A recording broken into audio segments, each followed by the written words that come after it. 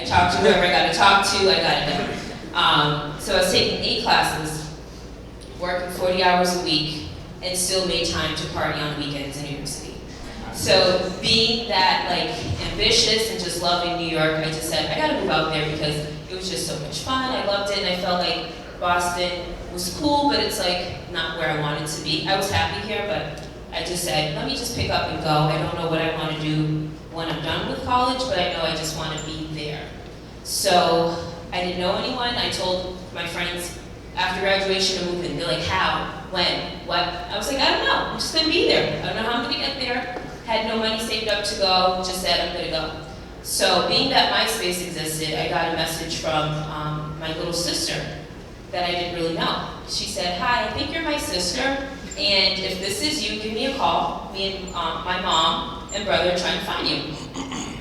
So I said, I know I have a mom who lives in New York City, so this has to be them. And the last time I had seen them, I was about 14 years old. I seen them briefly for a couple hours. So I called them, and my mom said, Lydia, it's so great to hear you. Her voice was familiar. She raised me till I was about, I would say 4 years old, so I kind of knew it's a familiar voice. You'll never forget the sound of your mom's voice once you hear it again after all those years. And I was like, oh, so how have you been? I haven't heard from you in years. I said, I go to New York every weekend. Are you still living in New York? She said, yeah. I was like, oh, that's cool. She asked me what my plans were, told her I was moving. She said, why don't you move in with me? And I'm like, that would be weird and awkward. She's like, I'm your mom. I'm like, I know, but like, you haven't been there. So my dad raised me. I told him, he said, are you sure you want to do that? I said, yeah. So I did it, moved to New York City, didn't know what I was doing, had no job. So I basically got any job that I could get. My first job, I worked doing office work, and then I said, I need to get a 9-to-5 to support myself.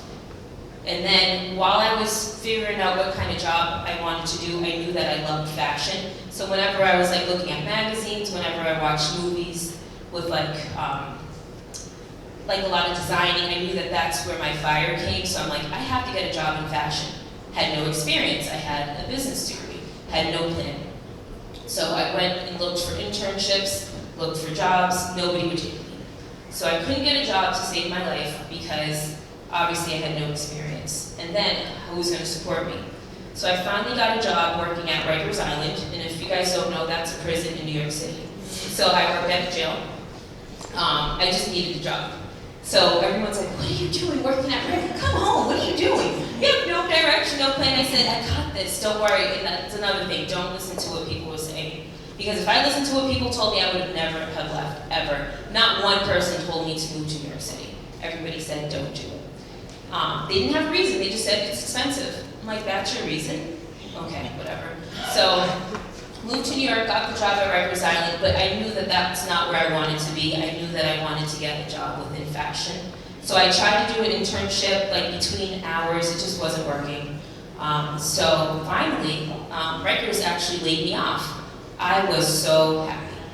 I was ecstatic. I said, yes, I've been waiting for this. I didn't want to get laid off, but like the fact that they were downsizing was great. So they downsized, they got rid of my position, and I was like, this is going to give me the opportunity to be on unemployment and intern. So back then, interns were not, it was legal to not pay interns. So I said, this is great. I got my unemployment, I'm going to intern and build up my resume so somebody will take me. So I was knocking on doors. Went on Craigslist, found some random weird ad, applied for it, went in, they hired me. They said, yeah, you're going to intern. So it turns out it was a great agency. I ended up interning for NBA players. And I was like, this is great. We have celebrity clients. This is a real internship. So some of the clients were Dwayne Wade, Carmelo Anthony, Rudy Gay, and just a few other people. I'm not a big sports fan. I'm more of like, I love action, so I don't care. I just want to get my foot in the door. So it was great, things were going well, and people would often ask me, how did you find this internship? And I would say, I'm just glad they found me, and like, it was just a great relationship. So at that point, I'm like, I made it.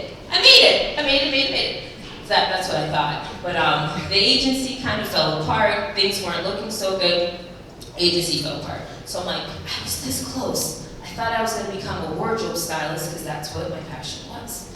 So everybody who's seen me back in Boston were like, I knew you can do do it? And I'm like, no, you told me not to come out here, but whatever. And then I was like ashamed to say like, I felt that I failed.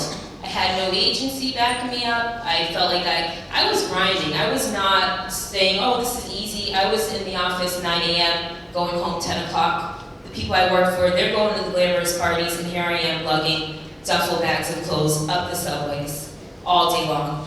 Back aching, literally laborious, like hard labor work. So like I was putting my time in. That wasn't the only internship I had. I got internship after internship. Like if there was something, I was there like grinding. So many times I did not get paid. So, but I was fine with that because remember I had that unemployment, so I was happy about it. Meanwhile, building up my resume. If I did that job, I just put it on my resume. So that kind of dwindled out, and then I did make one contact when that agency ended with another girl who worked for Wynton Marsalis. He plays the trumpet. Being from a musical background, you would think that I'd be like super proud, but I'm like, that sounds boring, but like I'll take it. I took the job, no passion in it, for who I was working for because it wasn't like the hip hop scene. I was literally dressing men in orchestra for a band. But again, I work hard, I love working, so I was willing to do it. And then that kind of was like the end. They go on tour, then I'd be out of work for 2 months. So it wasn't like I didn't have anything stable. So it's not something that I could be proud of and saying, yeah, I got work in New York. No, I was struggling. I was calling home, Dad, can you send me money? There's $45 in my account. I can make $45 last for 2 weeks. Like dollar pizza, I was struggling. So everyone's like, Lydia, come back home. And I'm like, no, if I come back home, that means I failed.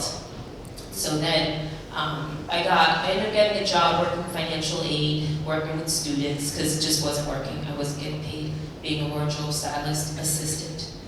So that was my last job, and then I'm like, I think it's time to come back home. I had a terrible roommate from hell. That's like a whole nother story that we won't get into. Like, that should be on the ID show, who I was living with in New York City. Do your research. So anyway, at that point I said, let me just come home. And when I came home defeated. Which, when I came back to Boston, I said, let me come be with my family that loves me and supports me. So I ended up doing real estate. I worked as a makeup artist. And that's what brought me to Capital One, where I currently work at a bank. And then I see Joel. So now we're fast forwarding to 2017, 2018, okay? So I see Joel, and Joel, I can put my phone down now. Okay, so I see Joel, and he's like, what up? I haven't seen you since we played in the band, what are you doing here? And it's like, nobody's in Seaport at the time, because this was 2 years ago, and it was desolate. So I'm just like shocked to see a black guy, let alone the guy I know. I'm like, wow, what are you doing down here? So he was telling me that he works, like, he just literally worked like a minute away. I told him what I do. So what I do at work is I work at a cafe bank. So I don't know if any of you guys have been to Capital One. A lot of my coworkers are here. Hi guys. So I work for a cafe bank, but I do feel very fulfilled at my job, being that it's not your typical bank. So on Tuesdays, my purpose in life that I feel the most fulfilled is somewhere within fashion or somewhere within teaching. So that's what I do on Tuesdays, and I said, why does Joel want to interview me? I'm like, Joel, I'm just some girl that works at bank. Why do you want? He's like, you should be on my podcast. I'm like, for what? No one wants to hear my sob story of how I failed in New York City. And he's like, no, I think that you have an interesting story. People want to hear it, that you put your time in, you're passionate about something. I'm like, but yeah, but I don't have anything really going right now. And I said, I do want to get back into blogging, I want to do this, I want to do that. So what did I do after he interviewed me for the podcast? I found myself saying yes to everybody who needed me to do something for them. So if a friend of mine needed help planning a baby shower, yes. You need me to help you move? Yes. I would do everything but work on me, okay? So I want you guys to kind of take motivation from the fact that you do have to take time for yourself. And I'm glad that you came up with this whole idea, because I really said to myself, I said, what am I going to do? What are the skills that I have? What am I currently doing now that I can transfer to what my goal is? So my goal is to be a wardrobe stylist again and not have that loser mentality, like if I can't make it in New York, I can't make it anywhere, because that's really how I felt when I got back home. So recently I am proud to say that I got my business certificate.